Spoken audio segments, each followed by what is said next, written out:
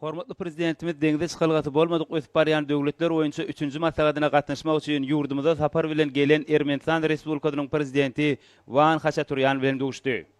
Döwlet başlarymyz dostlukly ýurdun prezidentine Birleşen Milletler Guramasy bilen hyzmatdaşlykda ýurdumyzda geçirilýän halkara foruma gatnaşanlygy üçin minnetdarlyk bildirdi.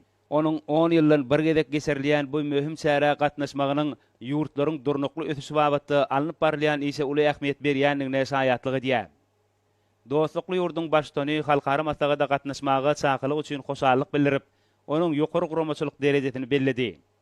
Hemde şeýle möhüm çäräniň deňde çykylgaty bolmadyk ösüp barýan döwletleriň arasynda gatnaşyklary putulandyrmakdaky ähmiýetini ňytdy. Söhbetdeşler deň hukuklyk, özara hormat goýmak we ynanşmak ýörelgeleri esasyndaky iki taraplaryň hyzmatdaşlygyň ýygyderli ösürilýändigini kanagatlanma bilen bellediler.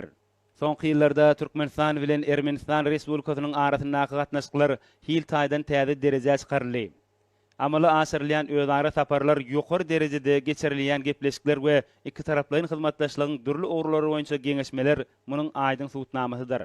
Duşugyň dowamyny bellenilşi ýaly feowda ykdysady hyzmatdaşlyk Türkmen-Ermeni döwletara dialogunyň möhüm ogru bolup durýar.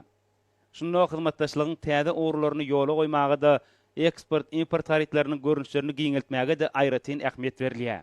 Şoň bilen birlikde söhbetdeşler iki taraplaryň medeni ynsanperwer hyzmatdaşlygy putulandyrmagyň möhümdigini bellediler hemde ilim, bilim, medeniýet we sunugat ulgamlaryny bilelikde işlemek we tejribe alşmak üçin uly mümkinçilikleriň bardygyny ňytdylar.